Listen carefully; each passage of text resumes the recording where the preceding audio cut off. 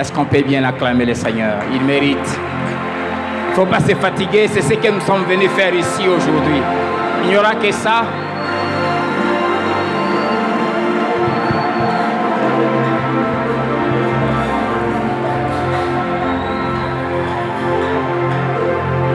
Amen.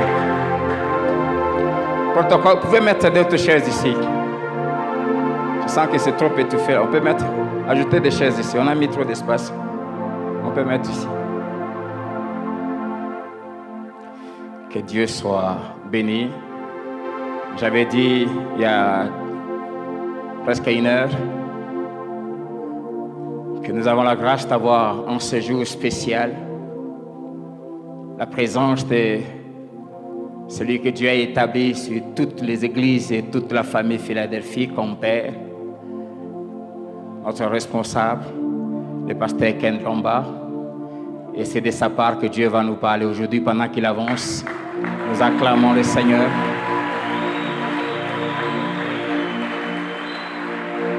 Bienvenue, que Dieu vous bénisse. Tu es Alpha et Oméga. Nous t'adorons, Seigneur. Tu es digne de louange. Oh Jésus, Jésus. Tu es Alpha et Oméga.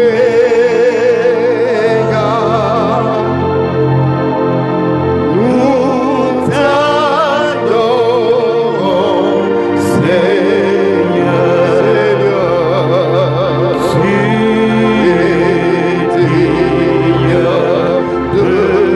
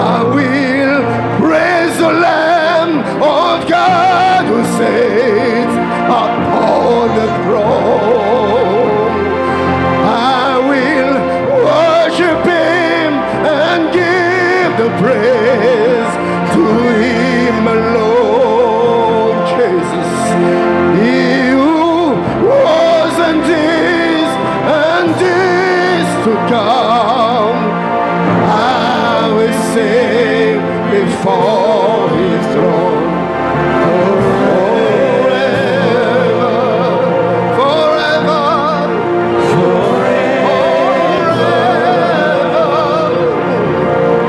Healing rain is falling down.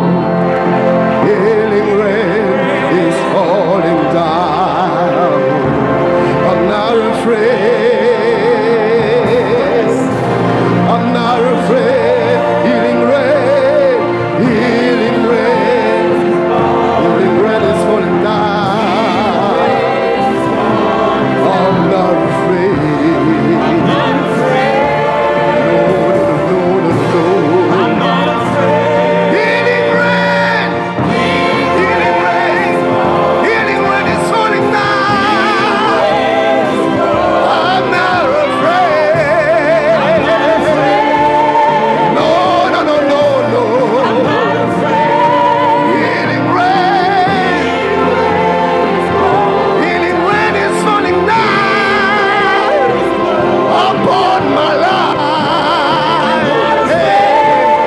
No, no, no, no, no.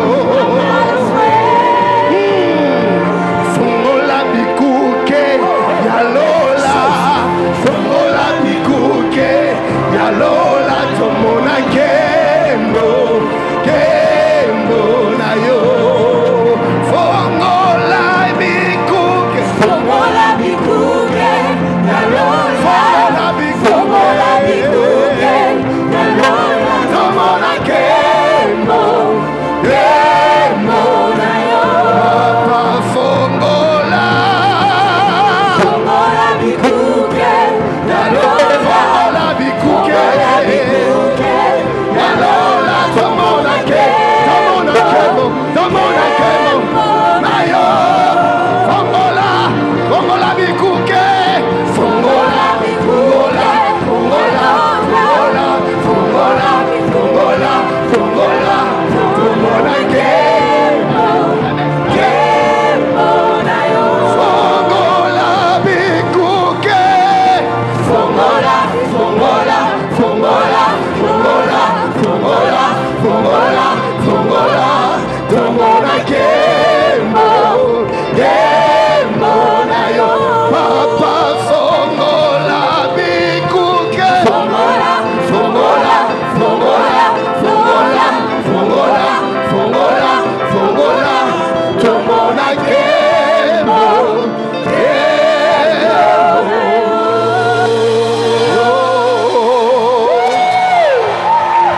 tomona kembo, kembo na yo. Nalingi namona kembo, kembo na yo. Oh Jésus, nous t'adorons, nous t'exaltons. Bien établi, ton trône éternel. Par nos louanges, nous t'invitons.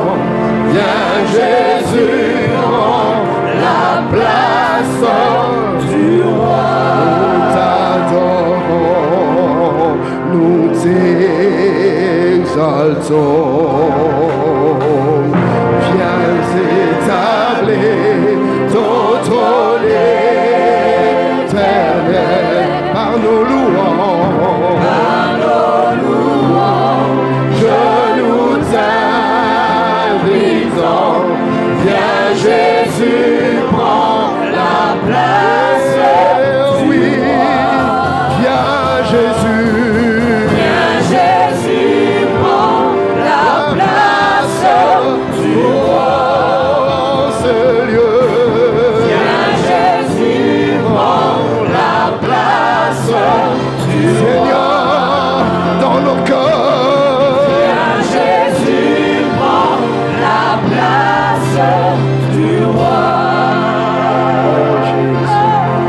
Maintenant viens Seigneur, prends ta place Prends le contrôle, Jésus. Prends le contrôle, prends le contrôle. Libère ton esprit, précieux Saint-Esprit. Libère ta présence, Esprit de Dieu. Libère ta présence. Libère ta présence. Oh, j'ai envie de chanter Sanjola, Sanjola, Kona.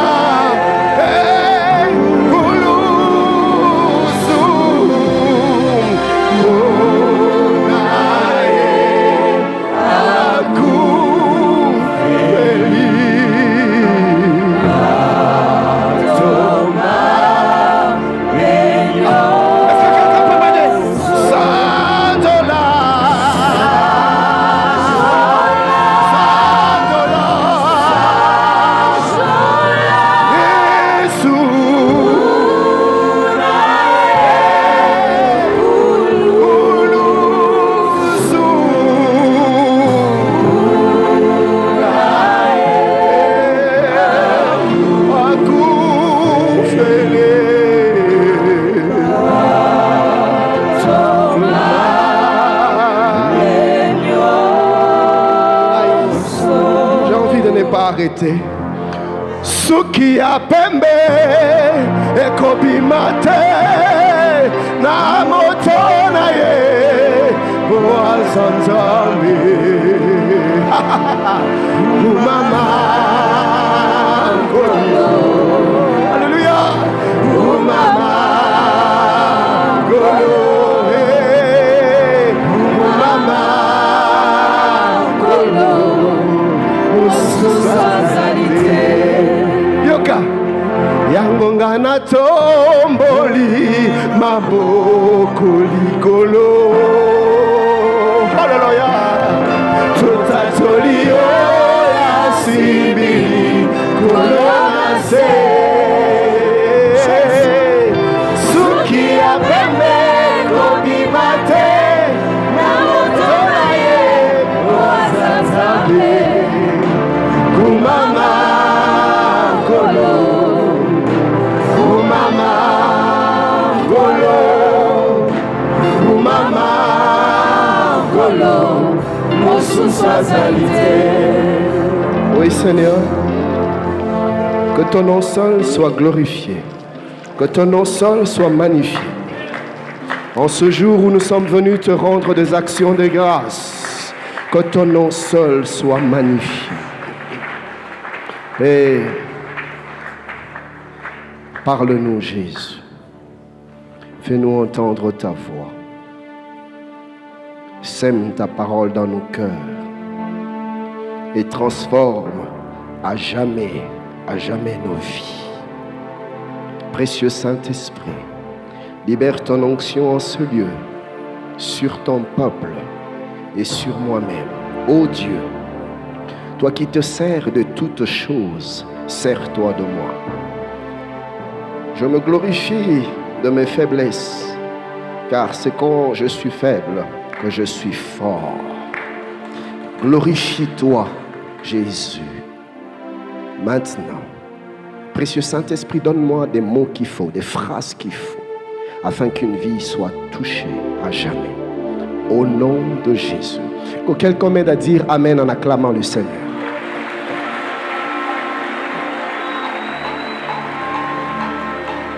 Shalom Église. Shalom, shalom. Mon cœur est dans la joie. Rien qu'à l'idée que j'allais être avec vous ce matin, c'était une grande joie, le sujet d'une grande joie pour moi. Que Dieu vous bénisse énormément. Je vous aime et je vous aime très fort. Amen.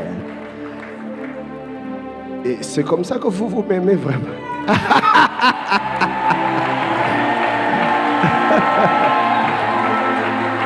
Gloire à Dieu. Gloire à Dieu. Je voudrais dire un grand merci à l'ange de cette église, celui que Dieu a établi comme père et prêtre dans ce lieu, le pasteur Timothée, qui est pour moi un homme pour qui j'ai beaucoup de déférence, beaucoup de respect, beaucoup de considération, non seulement à cause de son caractère, mais à cause de son sérieux dans l'œuvre de Dieu, de sa constance dans sa marche à cause de son engagement et de son zèle pour l'œuvre de Dieu. Oui, oui. Et quand je vois le travail qu'il est en train d'abattre ici, je me dis que c'est l'homme qu'il nous fallait. Dieu soit béni de nous avoir donné toi. Tu es pour nous une bénédiction. Et avec lui, sa chère épouse qui est une fille pour moi, je n'avais pas de programme de Lubumbashi, mais quand j'ai appris que ça allait être la reconnaissance de son ministère, j'ai dit à son mari, je viendrai faire ça moi-même. Vous ne pouvez pas comprendre, vous ne pouvez pas comprendre, mais c'est vraiment une fille et je suis fier de toi. Quand je te vois là, je bénis le Seigneur. Quand je te suis quelquefois, tes interventions ici, je bénis Dieu. Alléluia. Gloire à Dieu. Et je voudrais honorer aussi un homme qui est pour moi mon frère, pas spirituel et biologique. Hein? Benjamin, il va se lever, Benjamin Samba. Merci beaucoup d'être là.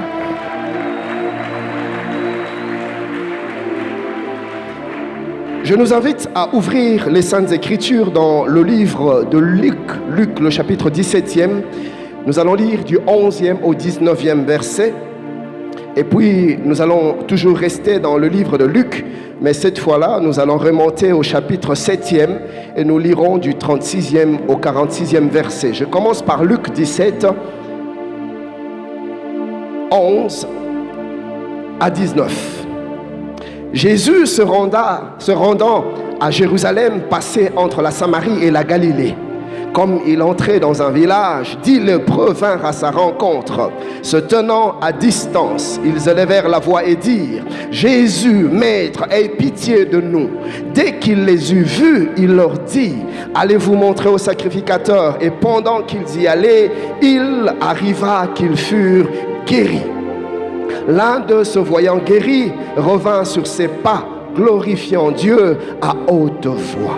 Il tomba sur sa face aux pieds de Jésus et lui rendit grâce. C'était un Samaritain. Jésus, prenant la parole, dit: les 10 n'ont-ils pas été guéris? Et les 9 autres, où sont-ils? Ne s'est-il trouvé que cet étranger pour revenir et donner gloire à Dieu? Puis il lui dit: lève-toi, va, ta foi t'a sauvé. Luc 7, 36 à 46. Un pharisien pria à Jésus de manger avec lui.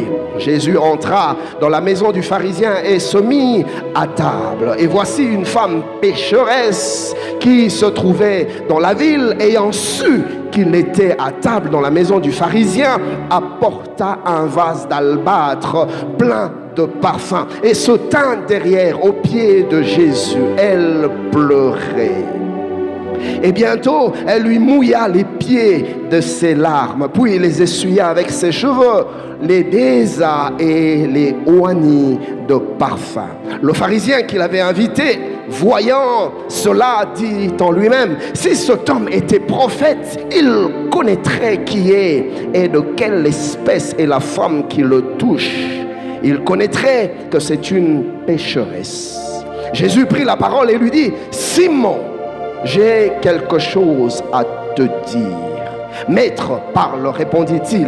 Un créancier avait 2 débiteurs. L'un devait 500 deniers et l'autre 50. Comme ils n'avaient pas de quoi payer, il leur remit à tous 2 leurs dettes. Lequel l'aimera le plus? Simon répondit: celui, je pense, auquel il a le plus remis. Jésus lui dit: tu as bien jugé. Puis se tournant vers la femme, il dit à Simon: vois-tu cette femme? Je suis entré dans ta maison et tu ne m'as point donné d'eau pour laver mes pieds, mais elle les a mouillés de ses larmes et les a essuyés avec ses cheveux. Tu ne m'as point donné de baiser, mais elle, depuis que je suis entré, elle n'a point cessé de me baiser les pieds.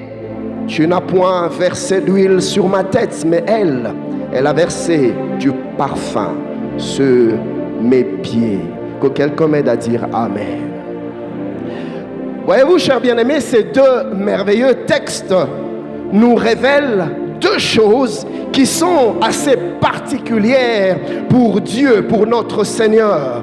Deux choses que Dieu tient à cœur. Deux choses que le Seigneur demande. Deux choses que nous devons à Dieu, deux choses qui lui sont dues. Et c'est de là, du reste, que je tire mon thème de ce matin. Notez deux choses que Dieu réclame. Deux choses que Dieu réclame. Et vous allez vous rendre compte, quand on sera en train d'avancer, que ces deux choses constituent des éléments caractéristiques des actions de grâce ou de l'action de grâce. Quand on dit « je rends grâce à Dieu », on fait appel inévitablement à ces deux choses. À moins que ton action de grâce ne soit pas authentique. Mais quand c'est authentique et quand c'est le genre d'action de grâce que Dieu agrée, inévitablement, on trouve ces deux éléments. Ces deux éléments sont essentiels, sont fondamentaux, sont capitaux dans l'action de grâce. Dieu réclame ces deux choses.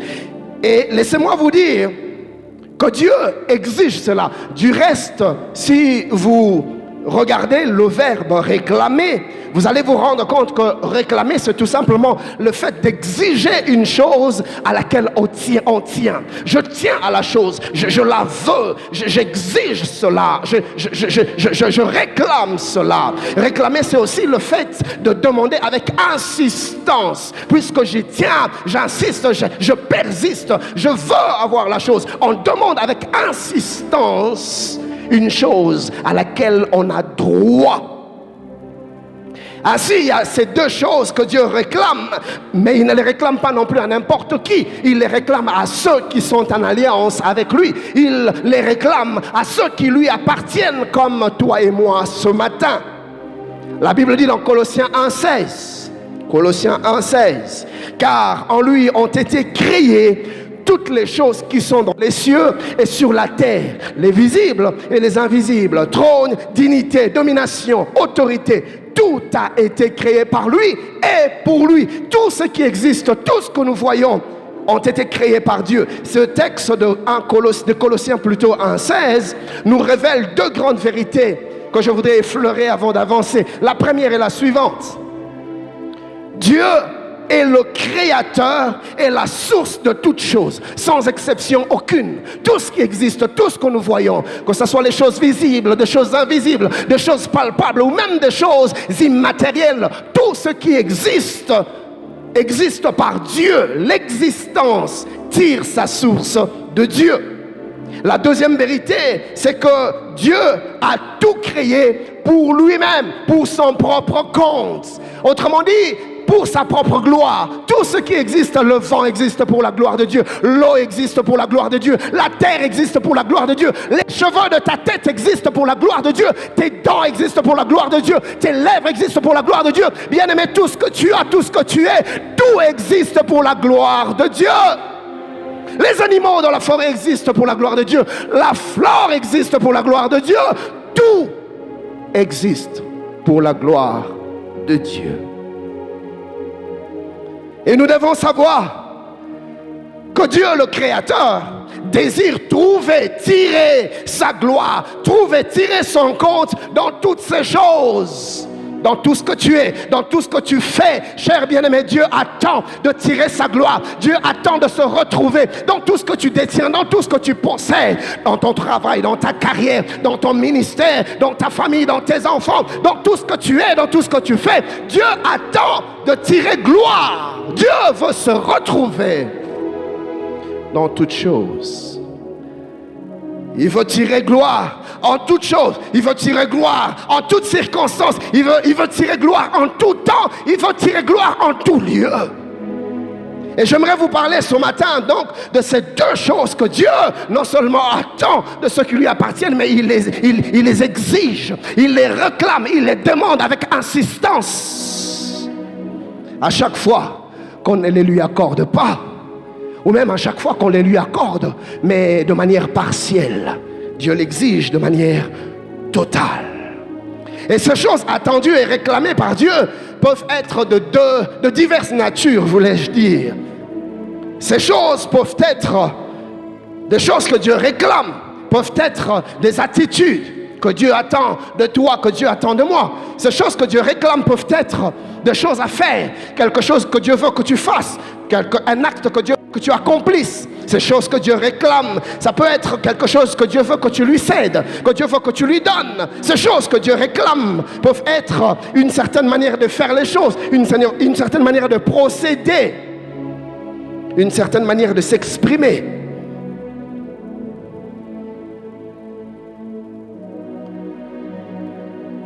Écoutez ces deux affirmations. Le Dieu de la Bible est un Dieu expressif qui aime l'expression.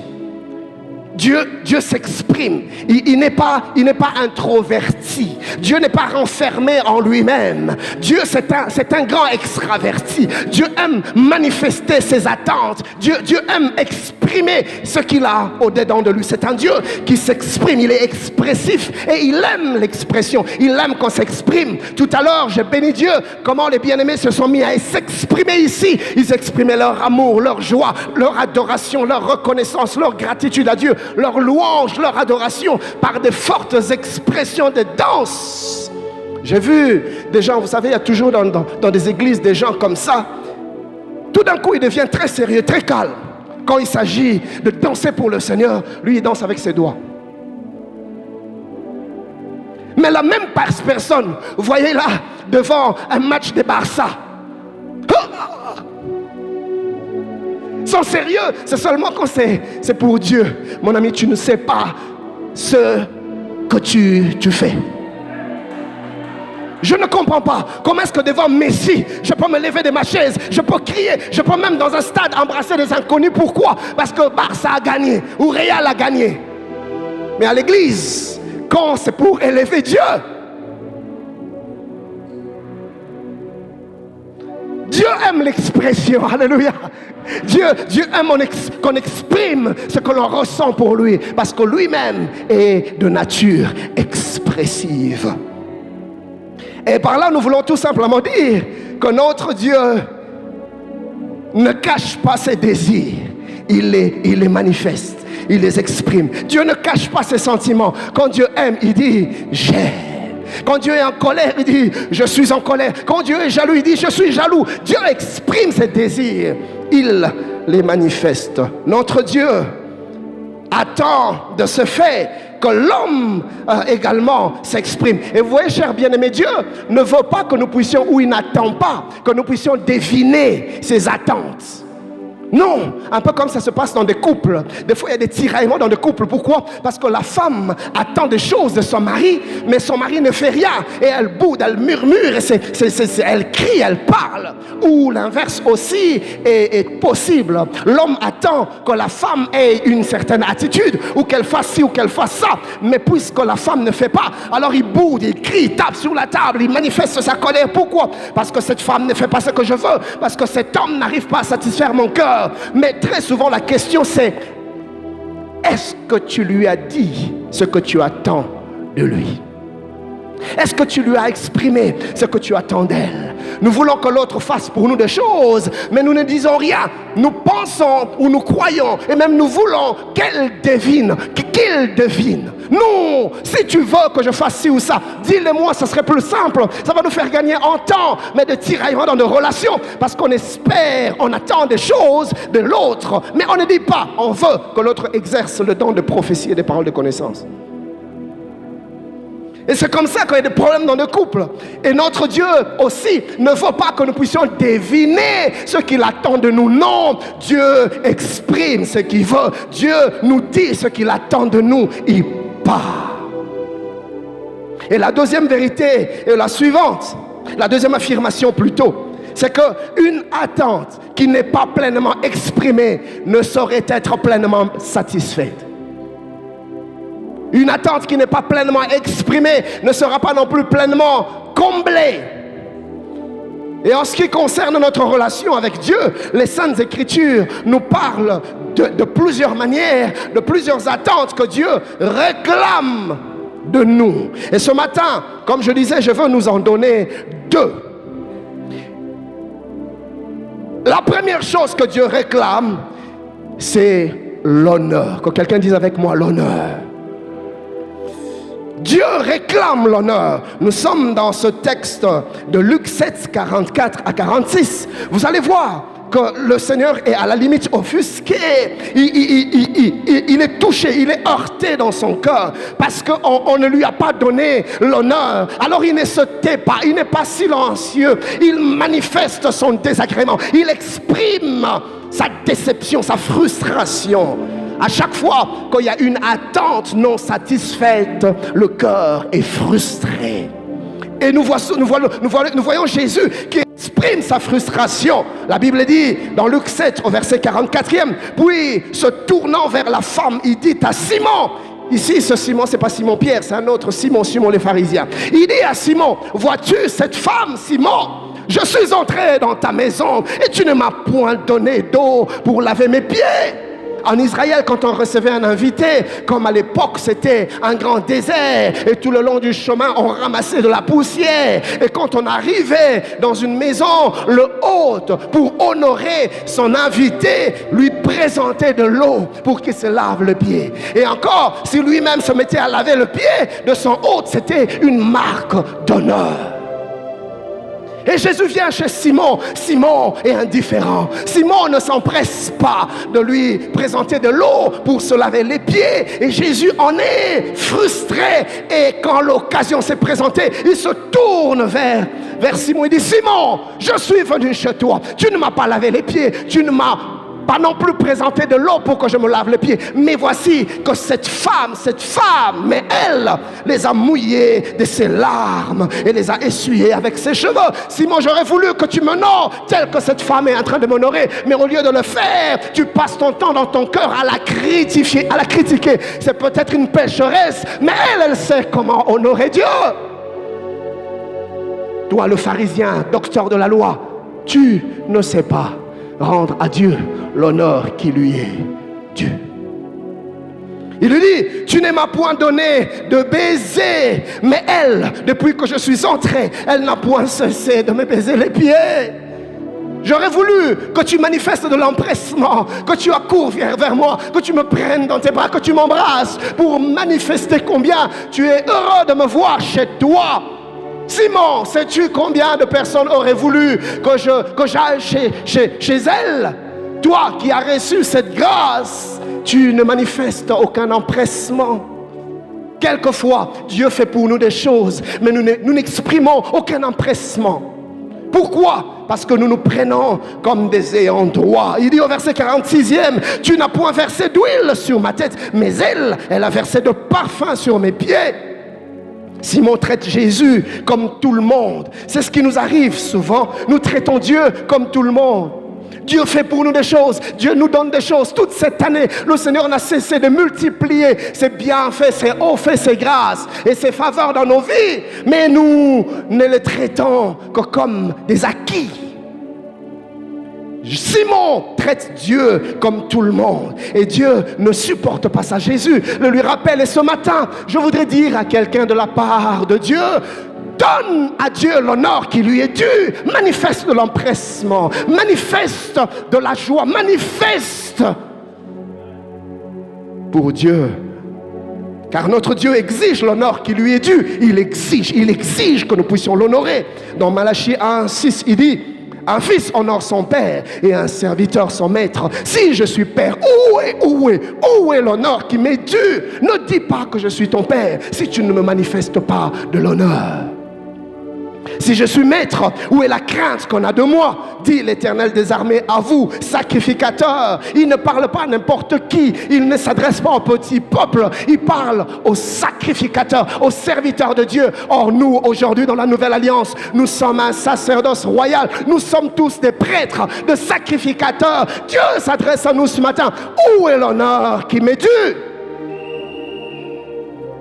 Honorer veut tout simplement dire traiter quelqu'un avec beaucoup de considération, avec beaucoup d'égards. Honorer veut dire manifester des marques de respect, des marques d'estime.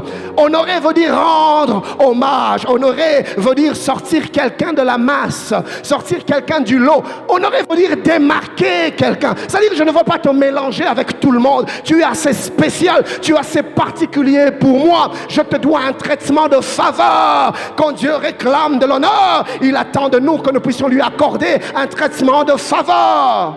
Réclamer, c'est accorder à une personne un traitement spécial que l'on n'accorde pas à tout le monde. Et Dieu, en ce jour d'action des grâces, accentue Mungu, Dieu réclame et exige de son peuple que nous sommes ce traitement spécial. Quand Dieu réclame l'honneur, il veut dire 4 choses. Premièrement, Dieu veut nous dire: placez-moi là où vous ne placez personne d'autre. Donnez-moi la place que vous ne donnez pas à tout le monde. Réserve-moi une place de choix, une place spéciale, une place particulière, rien qu'à moi et à moi tout seul. Les genres de places que tu ne donnerais à personne d'autre qu'à moi. Dieu exige de toi cette place que tu ne donnerais à personne d'autre. La place de choix dans ton corps, la place de choix dans ta vie, la place de choix dans tes entreprises, la place de choix dans tes activités, la place de choix dans tes décisions, la place de choix dans ta demeure, dans ta maison, la place de choix dans ton travail, dans tout ce que tu es, dans tout ce que tu fais. Dieu réclame la place de choix. Deuxièmement, Dieu, en nous demandant de l'honneur, veut que nous puissions faire pour lui des choses que nous ne faisons pour personne d'autre. Troisièmement, Dieu demande que nous puissions lui donner ce que nous ne donnerons à personne, nous ne donnerions à personne d'autre. Dans la Bible, on voit des marques d'honneur comme ça, assez particulières à l'égard de Dieu. Les scribes, par exemple, à cause de l'honneur qu'ils devaient à Yahweh, même quand ils devaient transcrire les Saintes Écritures, ils n'utilisaient pas le même stylo quand ils arrivaient à écrire le nom de Dieu. Il y avait toujours un stylo spécial. Ils se mettaient à écrire les textes sacrés, mais quand il s'agissait de Yahweh, ils changeaient de stylo. Ils prenaient un stylo spécial avec lequel ils écrivaient le nom de Dieu. Et puis après, ils déposaient le stylo, ils reprenaient un autre stylo. Pourquoi? Parce qu'ils ne pouvaient se permettre d'utiliser le même stylo pour écrire le nom de Dieu et pour écrire autre chose. Pourquoi? Parce que dans leur conception, on ne pouvait faire pour Dieu des choses que l'on ferait pour n'importe qui. Et même quand on brûlait le parfum dans le temple, c'était un parfum exclusivement réservé à Dieu. La Bible nous en parle dans Exode 32, 37 à 38. La Bible dit: vous ne ferez point pour vous de parfum semblable dans les mêmes proportions. Vous le regarderez comme ça et réservé pour l'Éternel. Quiconque en fera de semblable pour le sentir sera retranché de son peuple. Dieu dit aux enfants d'Israël: voilà le parfum que vous allez utiliser pour brûler dans le temple en mon honneur. Mais je ne veux pas que ce parfum soit fabriqué pour quelqu'un d'autre. Pas la même formule, pas les mêmes proportions. Je veux être unique, je veux être le seul. Cette formule ne doit être réservée qu'à moi et à moi seul. Et Dieu dit non seulement que je ne voudrais pas que vous puissiez le fabriquer pour une autre personne, mais je ne voudrais pas non plus qu'une autre personne puisse ressentir le même odeur que moi. Dieu veut être le seul à dégager ce parfum. Laisse à Dieu des choses qui appartiennent à Dieu. Suis-je en train de parler à quelqu'un? Et quatrièmement, quand Dieu nous réclame, nous exige l'honneur, Dieu est en train de nous dire: donne-moi ce que tu as de meilleur. Pas n'importe quoi, pas des déchets. À moins que tu ne me donnes rien. Mais si tu veux me donner quelque chose, alors donne-moi ce que tu as de meilleur. Écoutez, sachez une chose: à celui qui donne à Dieu les meilleurs de lui-même, Dieu également lui réservera les meilleurs de lui-même. Il le dit dans Ésaïe 1, le verset 19e: si vous avez de la bonne volonté et si vous êtes docile, autrement dit, si vous m'honorez, vous mangerez les meilleures productions du pays. Les meilleures productions du pays appartiennent à ceux qui honorent Dieu avec ce qu'ils ont de meilleur. Dans 1 Samuel 2,30, il dit: car j'honorerai celui qui m'honore, mais je méprise celui qui me méprise. Sachez que nous servons un Dieu qui exige les meilleures choses. Nous avons vu cela dans Genèse 4, 3 à 4, le jour où Caïn et Abel se décident d'offrir à Dieu une offrande. La différence entre Caïn et Abel, c'est que Abel est parti prendre les prémices de son troupeau. Écoutez ce que la Bible dit. Au bout de quelque temps, Caïn fit à l'Éternel une offrande de fruits de la terre. Aucune autre précision. C'est-à-dire qu'il a juste pris des fruits dans la mêlée, dans ce qu'il avait. Il a juste pris et il l'a emmené dans la présence de Dieu pour offrir. Mais son frère savait que Dieu doit être traité de manière assez particulière. Au verset 4e, la Bible dit: et Abel de son côté en fit une des premiers-nés de son troupeau et de leur graisse. La version français courant dit: Abel de son côté apporta en sacrifice des agneaux premiers-nés de son troupeau, dont il offrit au Seigneur les meilleurs morceaux. Pas seulement qu'il a choisi les prémices, c'est-à-dire en fait les prémices représentent la vigueur, la force. Les prémices représentent notre espérance, notre joie. Et Abel n'a pas pris n'importe quoi. Il est allé chercher les prémices pour donner à Dieu. Et même quand il découpait cela, la Bible dit qu'il a choisi les meilleurs morceaux. Les meilleurs morceaux. Je ne donnerai pas à Dieu n'importe quoi.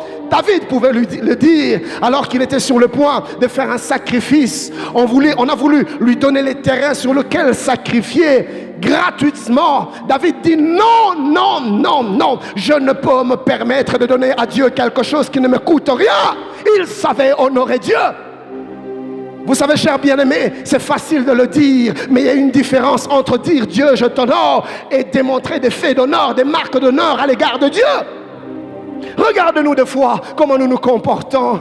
Vous savez, chers bien-aimés, même quand nous donnons nos offrandes à Dieu, qu'est-ce que tu donnes à Dieu comme offrande? Je ne parle pas seulement en termes du montant, mais je parle en termes du cœur avec lequel tu donnes. Je parle de l'empressement. Il y a des personnes qui viennent préparer, improviser leurs offrandes ici à l'église. Quand on dit maintenant c'est l'heure des offrandes, c'est en ce moment-là qu'il se met à chercher. Et ne trouvant pas, il fait entrer sa main dans son porte-monnaie, dans son sac, pour tirer un billet comme ça par tout hasard. Et des fois même, on sélectionne de gros billets que l'on met à côté et on choisit un billet quelconque. Et des fois même quand tu regardes la texture de ce que nous donnons à Dieu, tu te demandes: mais est-ce que ces gens savent à qui ils donnent? Nous ne donnons pas à l'église, nous ne donnons pas aux hommes. Quand nous donnons à Dieu. Suis-je en train de parler à quelqu'un? J'ai entendu des gens dire: ah, on voit, mais c'est pas pasteur. Insensé. Est-ce que tu sais ce que tu fais? Alors ne donne pas ton offrande. Garde-la pour toi. Dieu n'a pas besoin de toi pour faire avancer son œuvre. L'œuvre de Dieu appartient à Dieu. Il est celui qui a dit: si vous interdisez à ces gens de chanter, Dieu est capable de susciter avec ses pierres des hommes et des femmes pour le célébrer. Si tu ne donnes pas, Dieu va envoyer des corbeaux. Il a dit: j'attire de loin l'oiseau des proies, d'une contrée lointaine un homme pour accomplir ma volonté. Dieu va susciter des hommes et des femmes pour faire avancer son œuvre. Et j'en profite maintenant pour prophétiser que dans le jour qui arrive, Dieu va te susciter. Dieu va te susciter pour faire avancer ton œuvre. Si tu es d'accord avec moi, donne-moi un bon amen. Il sait lui-même comment prendre soin de son œuvre. Il peut se passer de moi, il peut se passer de toi, il peut se passer de nous. Quand nous apportons nos offrandes, c'est parce que nous voulons honorer Dieu. Alors faisons-le avec le cœur. La Bible dit dans Lévitique 22, 21 à 22, si un homme offre à l'Éternel du gros ou du menu bétail en sacrifice d'action de grâce, soit pour l'accomplissement d'un vœu, soit comme une offrande volontaire, la victime sera sans défaut afin qu'elle soit agréée. Dieu attend des offrandes les meilleures.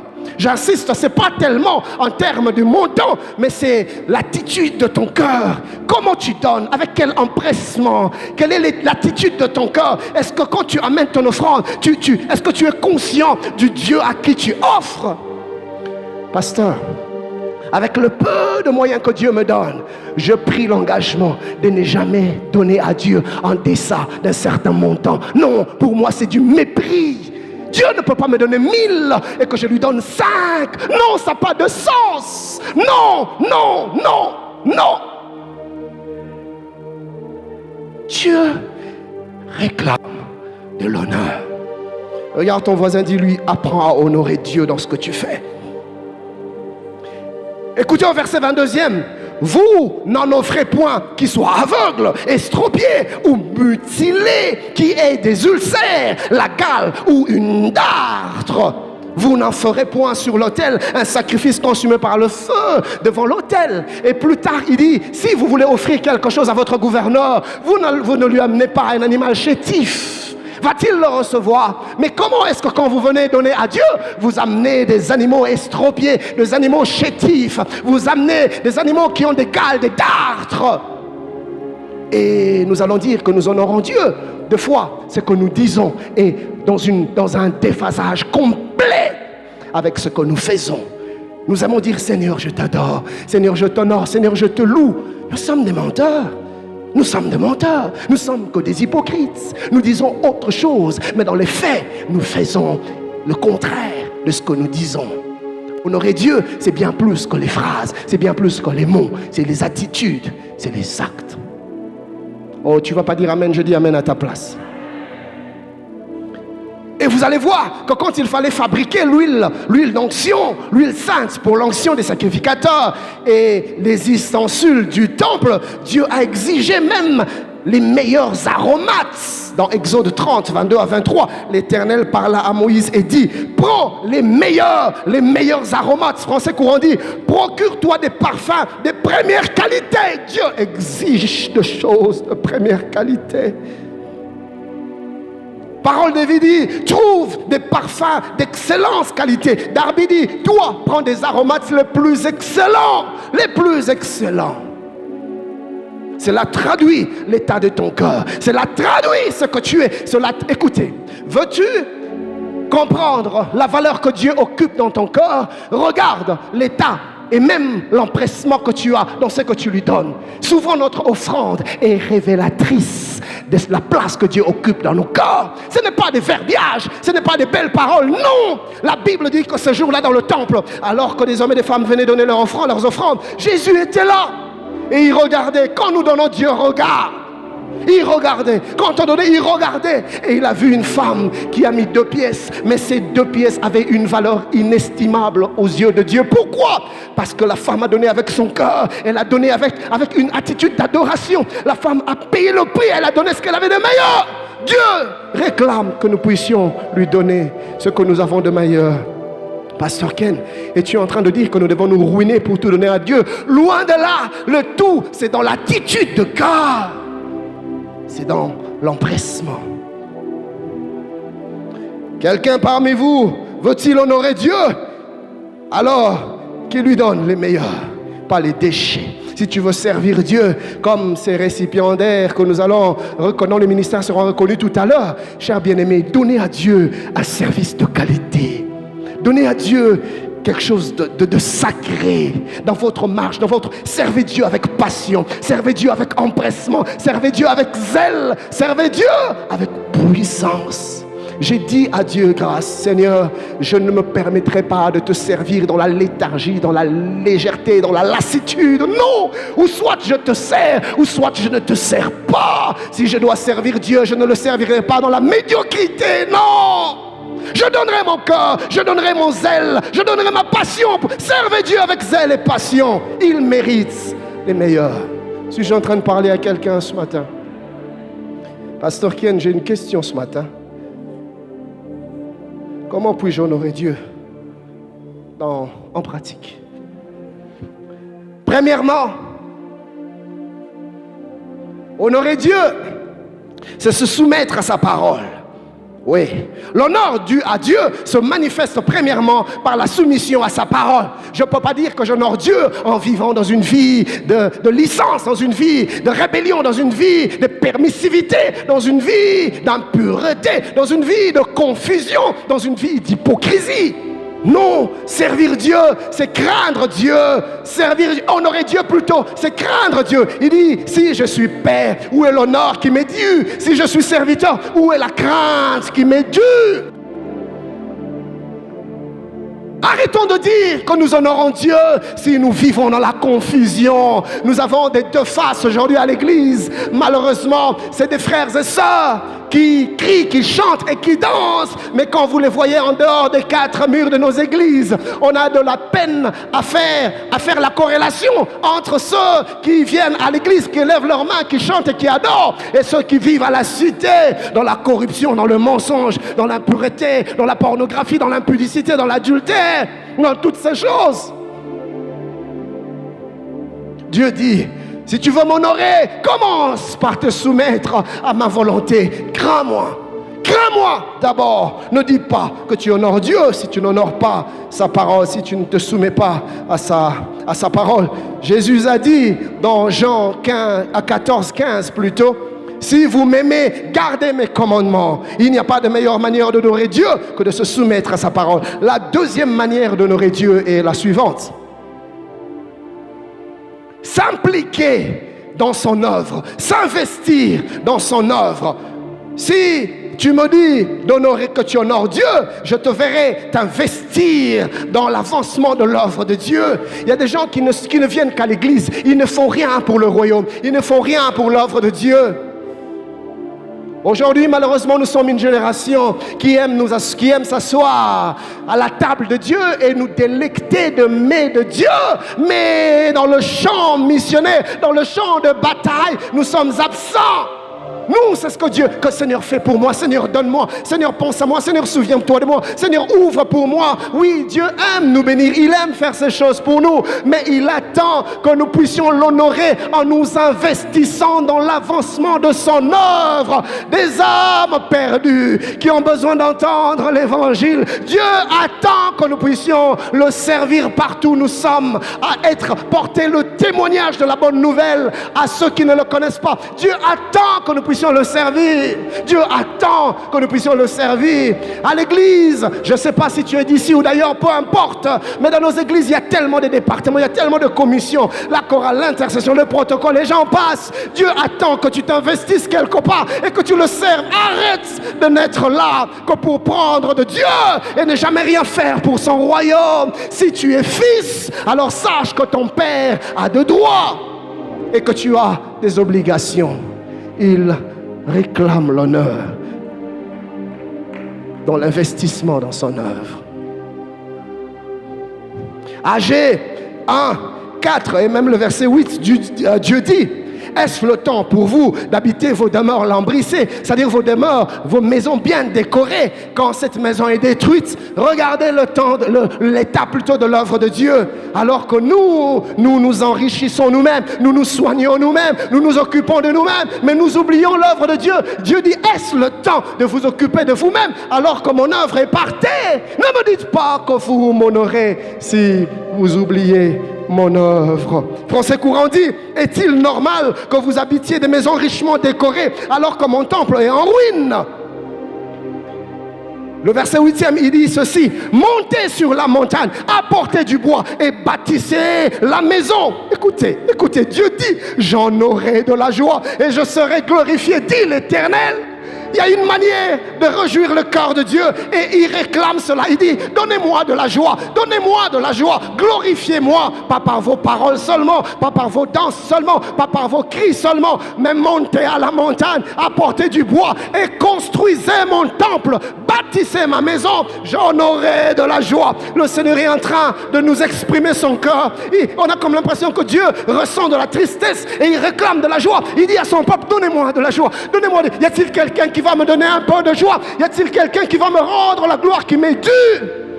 Qu'il monte à la montagne avec du bois et qu'il me bâtisse ma maison. Nous ne pouvons rester indifférents quand la maison de Dieu est dans un certain état et dire que nous honorons Dieu. David, à cause de la place qu'il donnait à Dieu, à cause de l'honneur qu'il donnait à Dieu, il a refusé, lui, d'habiter dans une maison bien décorée, dans une maison somptueuse, alors que l'arche était dans une tente. Il a dit: niet, je bâtirai à l'Éternel un temple. La troisième manière d'honorer Dieu, c'est de le faire avec nos biens. Oui, avec nos biens. La Bible dit dans Proverbe 3, 9 à 10. Je vais lire la version français courant. Proverbe 3, 9 à 10. Honore le Seigneur en lui offrant une part de tes revenus. Donne-lui le meilleur de tes récoltes. Dieu dit une part de ce que tu as, une part de tes revenus. Amène-le-moi, ainsi j'en serai honoré. J'ai entendu, je l'ai déjà dit, quelqu'un dira, ah, pasteur Obalingambon, mon ami, nous n'avons que faire de votre argent. Dieu prend soin. Écoutez, pasteur Timothée, à l'église, je leur dis, écoute, ceux qui si c'est seulement le genre de cœur que tu as, n'ose même pas venir ici. Tu es en train de te rendre un mauvais service. Tu méprises l'Éternel. Tu ne me donnes pas, tu donnes à Dieu.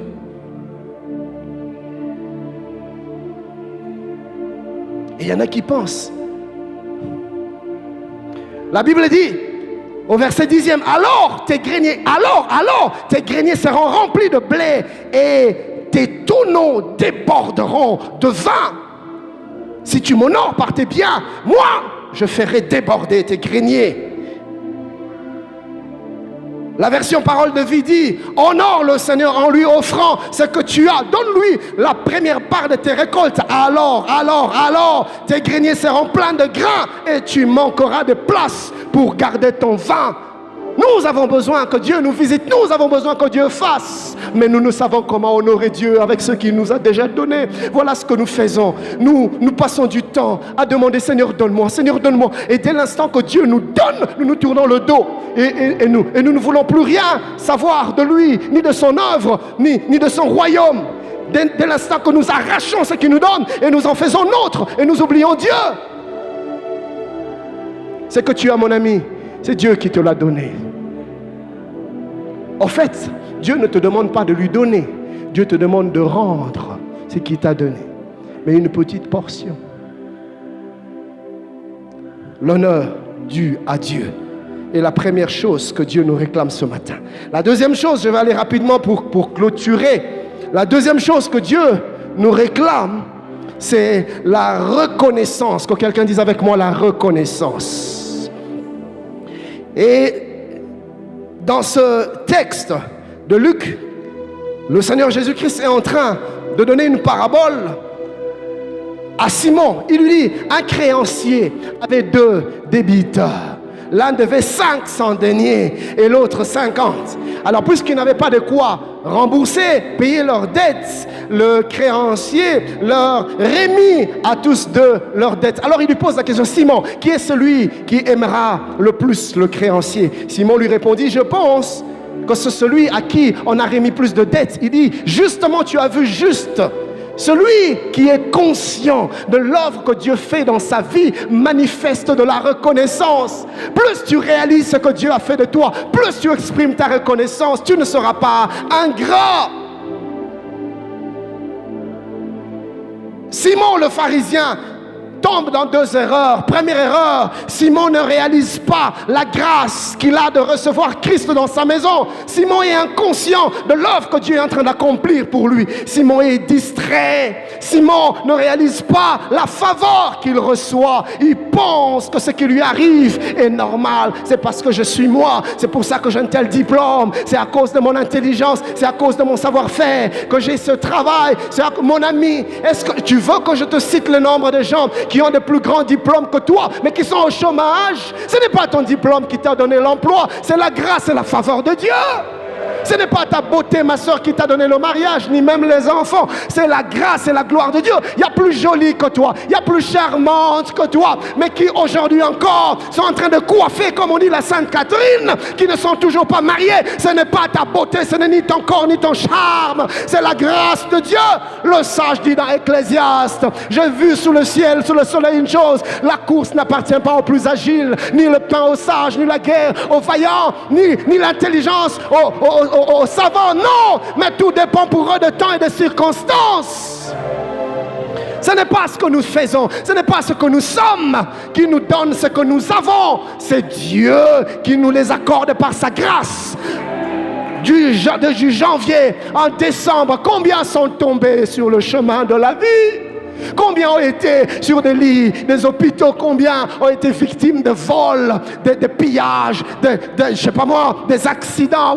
Combien sont en ce moment morts? Mais toi, tu sors vivant en cette fin d'année. Tu étais peut-être malade, mais Dieu t'a sorti de là. Tu étais sur le lit d'hôpital, mais Dieu t'a sorti de là. Il y en a même qui n'ont même pas pris de médicaments, mais Dieu les a guéris miraculeusement. Combien ont vu la porte du mariage s'ouvrir en cette année? Combien ont eu des enfants cette année? Combien ont eu le souffle de vie du 1er au 30? Allez dans des hôpitaux, vous allez voir des malades sous assistance, oxygène, intubation par-ci. Et il respire à peine. Il doit faire des efforts pour respirer. J'en ai vu quand il faut les entendre respirer. Mais regarde avec quelle aisance tu respires. Et comment peux-tu être ingrat et manquer de reconnaissance en un jour tel que celui-ci où nous rendons grâce à Dieu pour tout ce qu'a été l'année 2020? Tu ne peux pas être aussi indifférent. Dieu réclame la reconnaissance. Il dit dans Deutéronome 8:17, garde-toi de dire en ton cœur, ma force est la force de ma main, mon acquis, ses richesses. Dieu dit non, souviens-toi de l'Éternel ton Dieu, car c'est lui qui te donnera de la force pour les accueillir. Ce que nous sommes et ce que nous avons nous viennent de Dieu. Rappelez-vous de notre texte du départ. Tout a été créé par Dieu et pour lui. C'est lui qui nous le donne. La Bible dit que l'homme ne peut recevoir que ce qui lui a été donné du ciel. Malheureusement, plusieurs enfants de Dieu sont comme Simon. Ils ne savent pas reconnaître ce que Dieu fait. Ils ne savent pas apprécier. Dieu t'a donné une femme, tu ne sais pas l'apprécier. Matin, midi, soir, tu la bombardes de remarques, tu la méprises, tu la minimises. Tu ne prends pas un seul instant pour apprécier la merveilleuse créature que Dieu t'a donnée. Pourquoi? Parce que toi, tu ne vois que ses défauts. Parce que mais comment est-ce que tu ne peux te focaliser que sur ses défauts? C'est comme ça même, d'ailleurs, pourquoi tu as du mal à être reconnaissant à Dieu, à danser pour Dieu, car tu oublies très vite tout ce que Dieu fait pour toi. Tu ne te focalises que ce que tu n'as pas encore. Hey, mon ami, regarde-toi, tu respires, tu marches, tu vis. Ça te vient de Dieu. Alors commence d'abord par apprécier ce que Dieu a déjà fait. Apprécie ta femme, apprécie ton mari, apprécie ton travail. Arrête de critiquer constamment. Écoute, mon ami, est-ce que tu sais qu'il y en a qui cherchent même le peu que tu as? Commence par apprécier le peu que Dieu te donne. Il a dit, fidèle dans des petites choses, je te confierai de grandes. Commence par apprécier Dieu. Commence.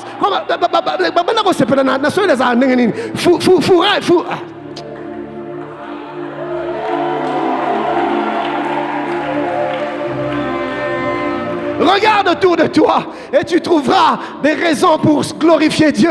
La Bible dit, compte les bienfaits de Dieu. Alléluia! Compte les bienfaits de Dieu. Regarde ta santé, bénis Dieu. Regarde tes enfants, bénis Dieu. Regarde ta maison, bénis Dieu. Regarde autour de toi. Tu trouveras 1001 raisons pour rendre grâce à Dieu. Est-ce que quelqu'un peut m'aider à célébrer Dieu?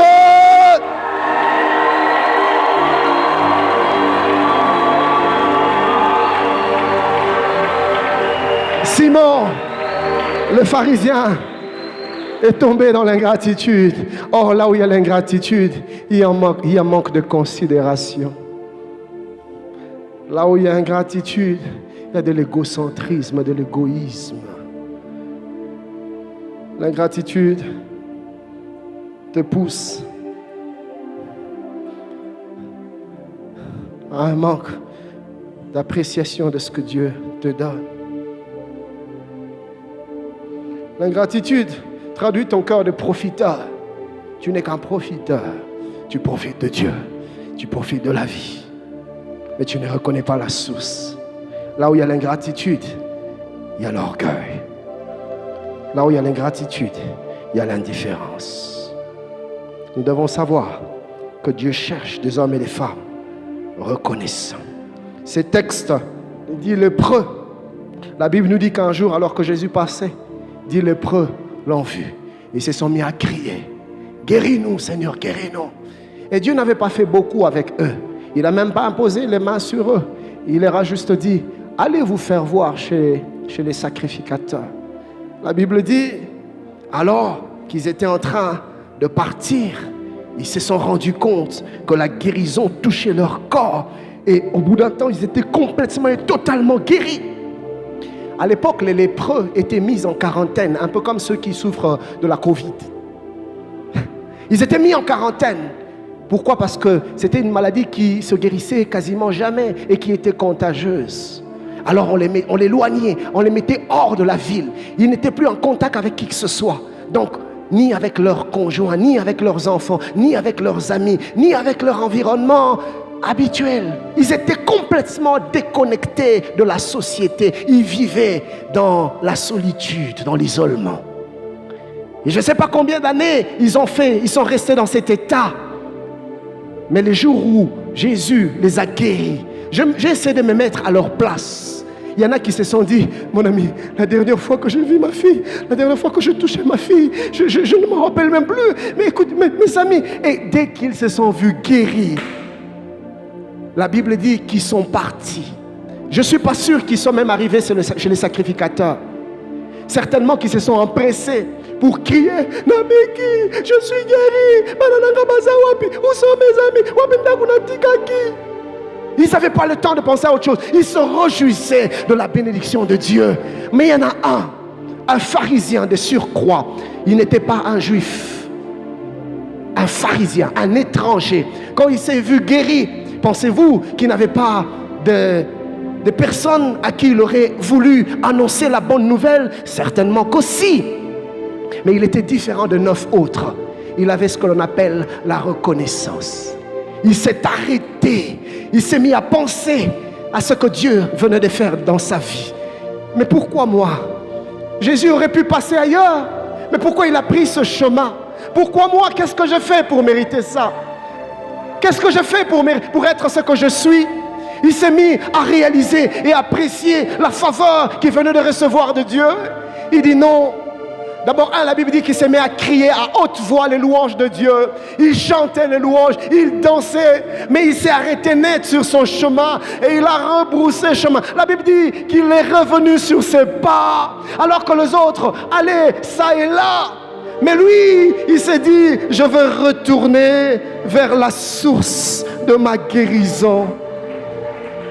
Et quand il retournait, c'était pour lui une manière de reconnaître que ce que je sais, ce que je suis, ce que j'ai, je te le dois. Je viens donc me prosterner, te rendre grâce. La Bible dit quand il est arrivé, il s'est jeté à ses pieds, il s'est mis à adorer Dieu, à honorer Dieu, à louer Dieu, à célébrer Dieu et à lui rendre grâce. Il reconnaissait ce que Dieu venait de faire. Il appréciait et il exprimait à Dieu. Alors regardez ce qui se passe, c'est que Jésus, quand il le voit, Jésus lui dit, les 9 autres n'ont-ils pas aussi été guéris? Mais où sont-ils? Pourquoi y a-t-il que cet étranger pour venir rendre grâce? Vous voyez, Jésus a le cœur brisé à chaque fois que l'on se laisse aller dans l'ingratitude. À chaque fois que l'on oublie que c'est lui notre source. À chaque fois que l'on oublie que ce que nous sommes, ce que nous avons, nous ne le méritons pas. Mais c'est une grâce que nous recevons de Dieu. À chaque fois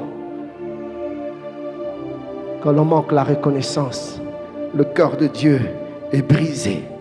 Le cœur de Dieu est brisé. Les 9 ont été guéris. Leur guérison les a poussés loin de Dieu. Les Samaritains ont été guéris. Sa guérison l'a rapproché de Dieu. Les 9 ont été bénis. Mais la bénédiction leur a perdu. Ils ont oublié Jésus. Comme plusieurs.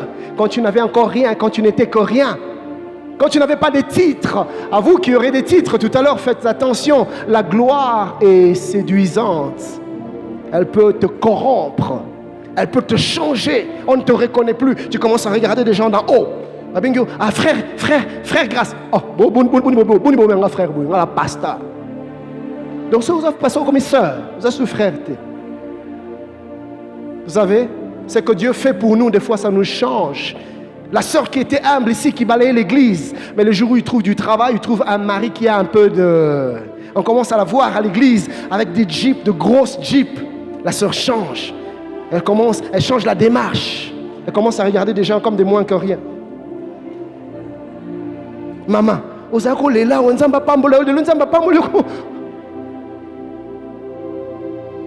plusieurs, dès que Dieu les visite, ils font comme les neufs. Ils disparaissent dans la nature. Ils oublient Dieu. Ils oublient l'œuvre de Dieu. Non, pasteur Timothée, je suis avec vous en esprit. Hein, j'ai des réunions. Mais le Samaritain, quand Dieu l'a visité, il est revenu vers Dieu à la source pour lui rendre grâce. Et ce matin, nous avons décidé de revenir à la source pour lui rendre grâce. Que Dieu vous bénisse.